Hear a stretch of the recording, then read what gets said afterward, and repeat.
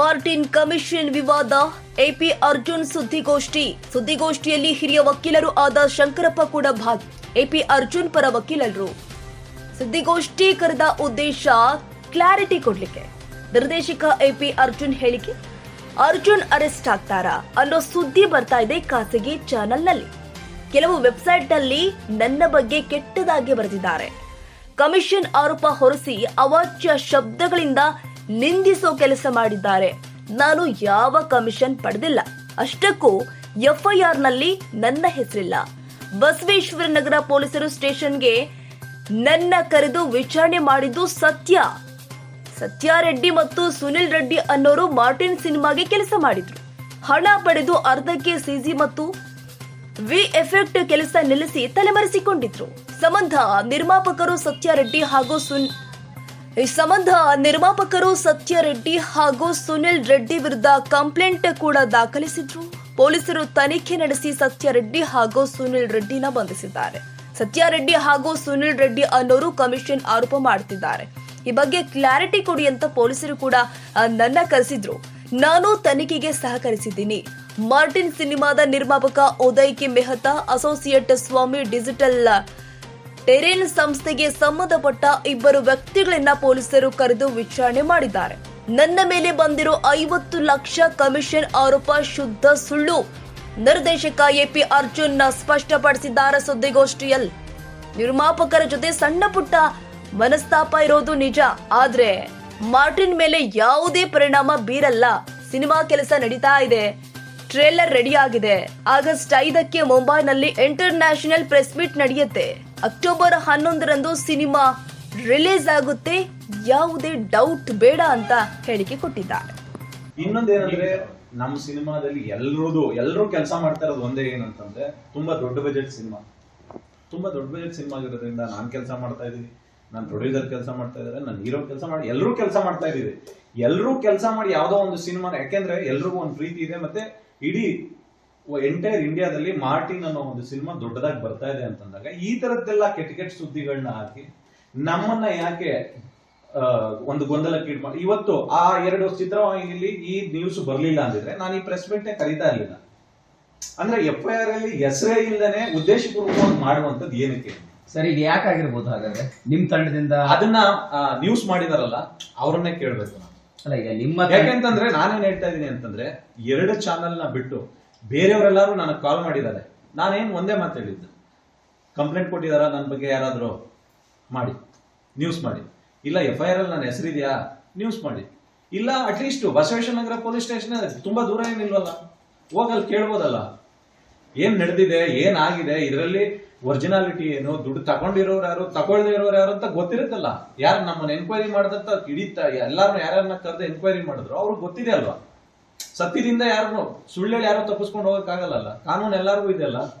Sir, actually Martin budget plan ಒಂದಾಗಿತ್ತು, ಅದು ಅತಿ ಹೆಚ್ಚು ಬಜೆಟ್ ಆಗಿದ್ದು ಅಂತ ಬರ್ಬರ್ತದೆ ಎಕ್ಸ್ಟೆಂಡ್ ಆಗಿರುವಂತದ್ದೇ ಇದಕ್ಕೆ ಕಾರಣ ಆಯ್ತಾ ಹೆಂಗೆ? ಬಜೆಟ್ ಜಾಸ್ತಿ ಆಯ್ತು, ತಿರ್ಗಾ ಇದಾಯ್ತು ಅಂತ ಅನ್ನೋದಕ್ಕಿಂತ ಹೆಚ್ಚಾಗಿ ಒಂದು ಪ್ಯಾನ್ ಇಂಡಿಯಾ ಸಿನಿಮಾ ಅಂತಂದಾಗ ಆ ಬಜೆಟ್ ಬೇಕಾಗುತ್ತೆ, ಆ ಬಜೆಟ್ ಆಗುತ್ತೆ. ಅದು ಯಾಕೆಂತಂದ್ರೆ ಫಸ್ಟ್ ಡಿಸೈಡ್ ಮಾಡಿರ್ತಾರೆ, ನಿರ್ಮಾಪಕರಾಗ್ಬೋದು, ಇಲ್ಲ ನಿರ್ದೇಶಕರಾಗ್ಬೋದು, ಇಲ್ಲ ಹೀರೋ ಆಗ್ಬೋದು. ಒಂದು ಸಿನಿಮಾ ಅಂತ ಆದಾಗ ಯಾರು ಬ್ಲೈಂಡ್ ಆಗಿ 20 ಕೋಟಿ ಹೇಳ್ಬಿಟ್ಟು 100 ಕೋಟಿ ತಗೊಂಡ್ಬಂದು ಯಾರು ಹಾಕಲ್ಲ, ಒಂದು ಬ್ಲೈಂಡ್ ಆಗಿ. ಯಾಕೆಂತಂದ್ರೆ ಅದು ಕೂತು ಮುಂಚೆನೆ ಏನು ಒಂದು 10 to 15% ಡಿಫ್ರೆನ್ಸಿಯೇಷನ್ ಬರ್ಬೋದೇ ಹೊರತು 20% ಇಂದ 100% ಹೋಗಲ್ಲ. 80% 70% ಎಲ್ಲ ಡಿಫ್ರೆನ್ಸಿಯೇಷನ್ ಬರೋದೇ ಇಲ್ವಲ್ಲ. ಸರ್, ಇಂಥ ಮಿಸ್ಅಂಡರ್ಸ್ಟ್ಯಾಂಡಿಂಗ್ ಇದ್ದೇ ಇತ್ತು. ಈಗ ಹಿಂದೆನೂ ಒಂದ್ಸರಿ ಫಿಲಂ ಚೇಂಬರ್ ಕಂಪ್ಲೇಂಟ್ ಆಗಿತ್ತು, ಬಟ್ ಅದನ್ನು ಸ್ವಲ್ಪ ಅವಾಯ್ಡ್ ಮಾಡುವಂತ ಪ್ರಯತ್ನ ಮಾಡ್ತಿತ್ತು. ವಿಚಾರ ಏನಕ್ಕೆ ಅಂತಂದ್ರೆ ವಿಚಾರ ಇಷ್ಟೇ ಅಂತ ಏನಂತಾರೆ, ಈ 1.5 ವರ್ಷಗಳು 2 years ಏನಾದ್ರೂ ಒಂದು ಆ ನಮ್ಮ ಮಿತಿನ ಮೀರಿ, ನಮ್ಮ ಟೈಮ್ ಲೈನ್ ನ ಮೀರಿ ಬೇರೆ ಹೊರಗಡೆ ಹೋಯ್ತು ಅಂತಂದಾಗ ಅದು ಕೆಲವೊಂದ್ ಕಡೆ ನಾವು ಕೂತ್ಕೊಂಡು ಮಾತಾಡ್ಕೊಂತ ಇರ್ತೀವಿ, ಇಲ್ಲ ಪ್ರೊಡ್ಯೂಸರ್ ನ ಕೇಳಿರ್ತೀವಿ. ಪ್ರೊಡ್ಯೂಸರ್ ಬರ್ಲಿಲ್ಲ ಅಂತಂದಾಗ ಚೇಂಬರ್ಗೆ ಹೋಗಿರುತ್ತೆ. ಯಾಕೆಂತಂದ್ರೆ ನಮ್ ಏನ್ ಕಷ್ಟ ಸುಖಗಳನ್ನ ಕೇಳಕ್ಕೆ ಅಂತ ಇರೋದು ಚೇಂಬರ್. ಇಲ್ಲ ಅಂತಂದ್ರೆ ಅದನ್ನ ಮೀರಿದ್ದು ಕಾನೂನು. ಇಲ್ಲೇ ತಾನೇ ಡಿಸೈಡ್ ಆಗ್ಬೇಕು, ಇನ್ನೆಲ್ಲಿ ಡಿಸೈಡ್ ಆಗುತ್ತೆ? ಸರ್, ಈಗ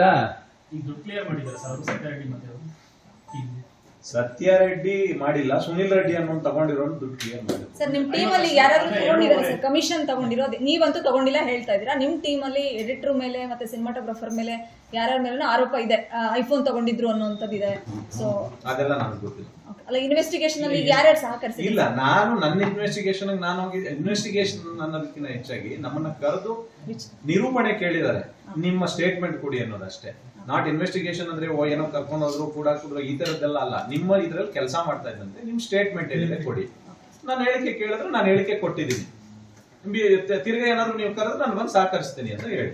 ಹೆಂಗೆ ಸರ್ ಈಗ ಮನಸ್ತಾಪ ಇದೆ ನಿರ್ಮಾಪಕರ ಮಧ್ಯೆ? ಮನಸ್ತಾಪ ಇರುವಂತದ್ದು ಸಣ್ಣ ಪುಟ್ಟದ್ದು ಇರ್ಲಿ. ನಾನಿವತ್ತು ಪ್ರೆಸ್ ಮೀಟ್ ಕರೆದಿರುವಂತದ್ದು ನನ್ನ ಮೇಲೆ ಬಂದಿರೋ ಅಲಿಗೇಷನ್, ಆ 50 lakhs ಒಂದು ಯಾವ್ದೋ 2-3 ಖಾಸಗಿ ಚಾನಲ್ ಮತ್ತೆ ಆ ಸಿನಿ ಬಜ್ ಅನ್ನೋದು ಏನ್ ಬರ್ದಿದ್ನಲ್ಲ ಅವನ ಬಗ್ಗೆ ಹೇಳೋದಕ್ಕೆ, ಮತ್ತೆ ನನ್ನ ಬಗ್ಗೆ ನಾನು ತಿಳಿಸ್ಬೇಕಾಗಿತ್ತು, ಇದ್ರ ಬಗ್ಗೆ ಕೂಲಂಕುಷವಾಗಿ ವಿವರಣೆ ಕೊಡ್ಬೇಕಾಗಿತ್ತು, ಅದಕ್ಕೋಸ್ಕರ ಕರೆದಿದ್ದೀನಿ.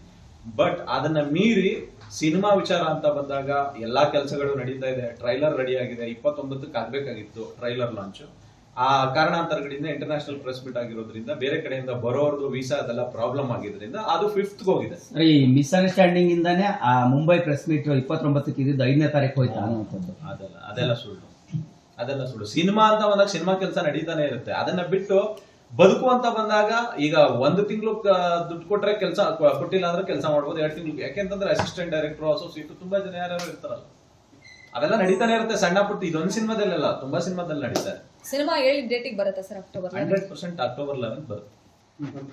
ಕನ್ನಡ ಚಲನಚಿತ್ರ ರಂಗದಾಗ ನಾವು ಸ್ವಲ್ಪ ಮುಕ್ತವಾಗಿರ್ಬೇಕು. ಅರ್ಜುನ್ ಅವರು ಅನೇಕ ಚಿತ್ರಗಳನ್ನು ತೆಗೆದಿದ್ದಾರೆ ಕನ್ನಡದಲ್ಲಿ. ಕನ್ನಡದ ಮಾನ ಮರ್ಯಾದೆಯನ್ನು ಉಳಿಸಿದ್ದಾರೆ. ಕಷ್ಟ ನಷ್ಟ ಗೊತ್ತಿದೆ ಅವ್ರಿಗೆ. ಅವಳು ಯಾವತ್ತೂ ಸಹ ಅವರು ತೊಂದರೆ ತಗಾದೆಗಳು ಮಾಡ್ಕೊಂಡಿರ್ತಕ್ಕಂಥ ಡೈರೆಕ್ಟರ್ ಅಲ್ಲ. ಇಂಥ ಸಂದರ್ಭದಲ್ಲಿ ಎಲ್ಲೋ ಯಾವುದೋ ಒಂದು ಕ್ರಿಮಿನಲ್ ಕೇಸ್ ಆಗಿದೆ ಅಂತಕ್ಕಂಥ ಅಪಪ್ರಚಾರ ಬಂದಾಗ ಸಹಜವಾಗಿ ನಾನು ಸಲಹೆ ಕೊಟ್ಟ ಅದನ್ನು you have to give the reply for them. Martin ಚಿತ್ರ ಪ್ಯಾನ್ ಇಂಡಿಯಾ ಮೂವಿ. ಕನ್ನಡದಲ್ಲಿ ಅತ್ಯಂತ ಇತ್ತೀಚಿನ ದಿನಗಳಲ್ಲಿ ಬಹಳ ಅದ್ಭುತವಾಗಿ ಮೂಡಿ ಬಂದಿರತಕ್ಕಂಥ ಚಲನಚಿತ್ರ. ಇಂಥ ಚಲನಚಿತ್ರ ಬಿಡುಗಡೆ ಆಗುವಂಥ ಸಂದರ್ಭದಲ್ಲಿ ಸಣ್ಣ ಪುಟ್ಟ ತಗಾದಿಗಳು ಬಂದಾಗ ಎಲ್ಲೋ ಒಂದು ಕಡೆ ಕನ್ನಡ ಚಲನಚಿತ್ರ ರಂಗಕ್ಕೆ ತೊಂದರೆ ಆಗ್ಬೋದು ಅಂತಕ್ಕಂಥ ದೃಷ್ಟಿಯಿಂದ ಇವತ್ತು ಪ್ರೆಸ್ ಮೀಟ್ ಅನ್ನು ಕರೆದು ವಿಚಾರವನ್ನು ತಿಳಿಸಿಬಿಡಿ ಅಂತಕ್ಕಂಥ ಮಾತನ್ನು ನಾನು ಹೇಳಿದ್ದೆ. ಮಾರ್ಟಿನ್ ಚಿತ್ರ ದೊಡ್ಡ ಬಜೆಟ್ ಅನ್ನ ಇನ್ವೆಸ್ಟ್ ಮಾಡಿರ್ತಕ್ಕಂಥ ಚಿತ್ರ. ಒಳ್ಳೆ ಹೀರೋ ಇದ್ದಾರೆ, ಒಳ್ಳೆಯ ಪ್ರೊಡ್ಯೂಸರ್ಗಳು ಸಹ ಇದ್ದಾರೆ, ಒಳ್ಳೆ ಡೈರೆಕ್ಟ್ರು ಇದ್ದಾರೆ. ಇದಕ್ಕೆ ಅನೇಕ ಕಲಾವಿದರು ಬಹಳ ಪ್ರಾಮಾಣಿಕವಾಗಿ ಕೆಲಸ ಮಾಡಿದ್ದಾರೆ. ಮಗು ಥರ ನೋಡ್ಕೊಂಡಿರ್ತಕ್ಕಂಥ ಒಂದು ಚಿತ್ರ, ಒಂದು ಭರವಸೆ ಮೂಡಿಸಿರ್ತಕ್ಕಂಥ ಒಂದು ಅದ್ಭುತವಾಗಿರ್ತಕ್ಕಂಥ ಚಿತ್ರ. ಇಂಥ ಒಂದು ಸಂದರ್ಭದಲ್ಲಿ ಒಂದಷ್ಟು ಚಲನಚಿತ್ರ ರೆಮ್ಯುನರೇಷನ್ ಸಂಬಂಧಪಟ್ಟಂಗೆ ಈ ಹಿಂದೆ ಸ್ವಲ್ಪ ಭಿನ್ನಾಭಿಪ್ರಾಯಗಳು ಇದ್ವು. 1,50,00,000 ಈ ಚಿತ್ರ ನಿರ್ದೇಶನ ಮಾಡಿಕೊಡ್ಬೇಕು ಅಂತಕ್ಕಂಥ ಒಂದು ಒಪ್ಪಂದನೂ ಸಹ ಅವ್ರಿಗಾಗಿತ್ತು. ಅವರ ಅನುಮತಿ ಇಲ್ಲದೇ, ನಿರ್ದೇಶಕರ ಅನುಮತಿ ಇಲ್ಲದೇ ಯಾವುದೇ ಕೆಲಸಗಳು ನಡೀಬಾರದು ಅಂತಕ್ಕಂಥ ಒಂದು ತೀರ್ಮಾನವೂ ಸಹ ಒಡಂಬಡಿಕೆಯಲ್ಲಿ ಪ್ರಸ್ತಾಪ ಆಗಿದ್ದು. ಸೊ ಇಂಥ ಸಂದರ್ಭದಲ್ಲಿ ಎಲ್ಲೋ ಒಂದು ಕಡೆ ಫೈನಾನ್ಷಿಯಲ್ ಅವರ ಜೀವನದ ಬದುಕಿನ ಪ್ರಶ್ನೆ ಬಂದಾಗ ನಾವು ದುಡ್ಡಿಲ್ಲದೆ ಕೆಲಸ ಮಾಡೋಕ್ಕೆ ತಾಕತ್ತಾಗ್ತದೆ, ಒಂದಷ್ಟು ಏನು ರೆಮ್ಯುನರೇಷನ್ ಬೇಕು ಅದು ಕೊಟ್ಟರೆ ಅನುಕೂಲ ಆಗ್ತದೆ ಅಂತ ನಿರ್ದೇಶಕರೊಂದಿಗೆ ಪ್ರೊಡ್ಯೂಸರೊಂದಿಗೆ ಪ್ರಸ್ತಾಪ ಮಾಡಿದಾಗ ಅವರು ಸ್ಪಂದಿಸಿದ್ದಾರೆ ಕೆಲವು ಸಂದರ್ಭದಲ್ಲಿ. ಯಾಕಂದ್ರೆ ವಾಣಿಜ್ಯ ಮಂಡಳಿ ಮುಂದೆನೂ ಹೋಗಿದೆ, ಅಲ್ಲೂ ಸಹ ಮತ್ತು ಏನು ಎಕ್ಸ್ಟ್ರಾ ಕೆಲಸ ಮಾಡಿದರೆ ಎಕ್ಸ್ಟ್ರಾ ಕೆಲಸ ದುಡ್ಡು ಕೊಡಿ ಅಂತಕ್ಕಂಥ ಪ್ರಸ್ತಾಪವನ್ನು ಮಾಡಿದ್ದಾರೆ. ಅವರು ಪ್ರಾಮಾಣಿಕವಾಗಿ ಈ ಚಿತ್ರಕ್ಕೆ ಇವತ್ತಿನವರೆಗೂ ಈ ಕ್ಷಣದವರೆಗೂ ಪ್ರಾಮಾಣಿಕವಾಗಿ ನಿರ್ದೇಶಕರು ಆ ಚಿತ್ರ ಕೆಲಸ ಮಾಡಿದ್ದಾರೆ ಅಂತಕ್ಕಂಥ ಮಾತನ್ನು ನಮ್ದೊಂದು ಪ್ರಸ್ತಾಪ ಮಾಡಿದ್ದಾರೆ. ಈ ಮಧ್ಯೆ ಪ್ರೊಡ್ಯೂಸರು ಒಂದು ಕಂಪ್ಲೇಂಟ್ ಅನ್ನ ಸತ್ಯ ರೆಡ್ಡಿ ಮತ್ತು ಸುನೀಲ್ ಅಂತಕ್ಕಂಥವ್ರ ವಿರುದ್ಧ ನಮ್ಮ ಚಿತ್ರರಂಗಕ್ಕೆ ಚಲನಚಿತ್ರಕ್ಕೆ ಕೆಲಸ ಮಾಡಬೇಕಾಗಿರ್ತಕ್ಕಂಥ ಇಬ್ಬರು ಸರಿಯಾಗಿ ಕೆಲಸ ಮಾಡಿಕೊಟ್ಟಿಲ್ಲ ಅಂತಕ್ಕಂಥ ಒಂದು ಪ್ರಸ್ತಾಪವನ್ನು ಮಾಡಿ ಇದು ಬಸವೇಶ್ವರ ಪೊಲೀಸ್ ಮುಂದೆ ಒಂದು ಕಂಪ್ಲೇಂಟ್ ಅನ್ನು ಕೊಟ್ಟಿದ್ದಾರೆ. ಆ ಕಂಪ್ಲೇಂಟ್ ವಿಚಾರವಾಗಿ ಅವರನ್ನು ಅರೆಸ್ಟ್ ಮಾಡಿದಾಗ ಅವರು ಒಂದು ಹೇಳಿಕೆಯನ್ನು ಕೊಟ್ಟಿದ್ದಾರೆ. ಇನ್ನು ಸತ್ಯ ರೆಡ್ಡಿ ಒಂದು ಹೇಳಿಕೆಯನ್ನು ಕೊಟ್ಟಿದ್ದಾರೆ. 2.5 ಕೋಟಿ ತಗೊಂಡಿರ್ತಕ್ಕಂಥದ್ರಲ್ಲಿ ಇಷ್ಟು ಕೆಲಸ ಮಾಡಿದ್ದೀನಿ ಮತ್ತು ಒಂದಷ್ಟು ದುಡ್ಡನ್ನು ನಾವು ಬೇರೆಯವ್ರಿಗೆ ಕೊಟ್ಟಿದ್ದೀನಿ ಮತ್ತು ಒಂದಷ್ಟು ದುಡ್ಡನ್ನು 50 ಲಕ್ಷ ದುಡ್ಡನ್ನು ಅರ್ಜುನ್ ಅವ್ರಿಗೆ ಕೊಟ್ಟಿದ್ದೀನಿ ಅಂತಕ್ಕಂಥ ಒಂದು ಪ್ರಸ್ತಾಪವನ್ನು ಅವನು ಹೇಳಿಕೆಯಲ್ಲಿ ಕೊಟ್ಟಿದ್ದಾರೆ. ಈ ಥರ ಹೇಳಿಕೆ ಕೊಟ್ಟಿದ್ದಾರೆ, ನೀವು ಬಂದು ಅದಕ್ಕೆ ನೀವು ಹೇಳಿಕೆ ಕೊಡಬೇಕು ಅಥವಾ ನಿಮ್ಮ ಪ್ರತ್ಯುತ್ತರವನ್ನು ಕೊಡಬೇಕು ಅಂತಕ್ಕಂಥ ಪೊಲೀಸರು ಪೊಲೀಸ್ ನೋಟಿಸನ್ನು ಕೊಟ್ಟಿದ್ದಾರೆ. ಆ ಪೊಲೀಸ್ ನೋಟಿಸ್ಗೆ ಯಾವುದೇ ಕಾರಣಕ್ಕೂ ಸಹ ಇವರೇನು ಕೋರ್ಟ್ಗೆ ಹೋಗಿ ಅದನ್ನು ಚಾಲೆಂಜ್ ಮಾಡಲಿಲ್ಲ ಅಥವಾ ತಲೆ ಮರೆಸ್ಕೊಂಡು ಹೋಗಲಿಲ್ಲ. ಗೌರವ, ಈ ನೆಲದ ಕಾನೂನು ಗೌರವ ಕೊಟ್ಟು ನಾನು ಹೇಳಿದ್ದೀನಿ ಪೊಲೀಸ್ ಸ್ಟೇಷನ್ಗೆ ಹೋಗಿ ನಿಮ್ಮ ಹೇಳಿಕೆಯನ್ನು ಕೊಡಿ, ಒಂದು ನಿಮ್ಗೆಲ್ಲ ದುಡ್ಡು ಬಂದಿದೆಯಾ ಅಂತ ಕೇಳಿದಾಗ ಯಾವ ಕಾರಣಕ್ಕೂ ಆ ದುಡ್ಡು ನಮ್ಗೆ ಸಂಬಂಧ ಇಲ್ಲ, ಅವ್ರಿಗೆ ಅವ್ರ ಕೆಲಸಕ್ಕೂ ನಮ್ಮ ಕೆಲಸಕ್ಕೂ ಸಂಬಂಧ ಇಲ್ಲ. ಪ್ರೊಡ್ಯೂಸರ್ ಕರ್ಕೊಂಡ್ಬಂದು ಅಥವಾ ಸಂಬಂಧಪಟ್ಟಿರ್ತಕ್ಕಂಥ ಎಲ್ಲರೂ ಕರ್ಕೊಂಡ್ಬಂದು ಈ ಕೆಲಸ ಮಾಡಿದ್ರೆ ಚೆನ್ನಾಗಿರ್ತದೆ ಅಂತ ನನ್ನ ಅಭಿಪ್ರಾಯಕ್ಕೆ ಬಂದಾಗ ಅವನು ಕೆಲಸ ನೋಡಿ ಈ ಕೆಲಸ ಮಾಡಿಸ್ಬೋದು ಅಂತಕ್ಕಂಥ ವಿಚಾರವನ್ನು ಇವರು ಕನ್ಸೆಂಟನ್ನು ಕೊಟ್ಟಿದ್ದಾರೆ. ಅಗ್ರಿಮೆಂಟ್ ಪ್ರಕಾರ ಇವರು ಕನ್ಸೆಂಟನ್ನು ಕೊಟ್ಟಿದ್ದಾರೆ. ಆ ಕೆಲಸವನ್ನು ಸಹ ಮಾಡಲಿಕ್ಕೆ ಒಪ್ಪಿಗೆಯನ್ನು ನಿರ್ದೇಶಕರು ಕೊಟ್ಟಿದ್ದಾರೆ. ಬಟ್ ಅವರಿಬ್ಬರ ಮಧ್ಯೆ ಇರ್ತಕ್ಕಂಥ ಪ್ರೊಡ್ಯೂಸರು ಮತ್ತು ಆ ದುಡ್ಡು ತಗೊಂಡಿರ್ತಕ್ಕಂಥ ಮಧ್ಯೆ ಇದ್ದಿರ್ತಕ್ಕಂಥ ತಗಾದೆ ಇಲ್ಲೊಂದು ಕಡೆ ಅದನ್ನ ಹೇಳಿಕೆ ವಿರುದ್ಧ ಕೊಟ್ಟಿದ್ದಾರೆ ಅಂತ ಕಾರಣಕ್ಕಾಗಿ ಪೊಲೀಸರು ನೋಟಿಸ್ ಕೊಟ್ಟು ಅದಕ್ಕೆ ಉತ್ತರವನ್ನು ಸಹ ಕೊಟ್ಟಿದ್ದಾರೆ. ಉತ್ತರವನ್ನು ಕೊಟ್ಟಂಥ ಸಂದರ್ಭದಲ್ಲಿ ಪೊಲೀಸರು ಇವ್ರ ಮನೆಗೆ ಬಂದಿದ್ದಾರೆ, ಇವ್ರ ಬ್ಯಾಂಕ್ ಅಕೌಂಟ್ಗಳನ್ನು ಅವ್ರಿಗೆ ಅವ್ರು ದುಡ್ಡು ಕೊಟ್ಟಿದ್ದಾರೆ, 50 ಲಕ್ಷ ಕೊಟ್ಟಿದ್ದೀನಿ ಅಂತ ಹೇಳ್ತಾ ಇದಾರಲ್ಲ, ಕೊಟ್ಟಿದ್ದಾರೆ ಇಲ್ಲ ಅಂತ ಬ್ಯಾಂಕ್ ಅಕೌಂಟನ್ನು ಚೆಕ್ ಮಾಡಿದ್ದಾರೆ.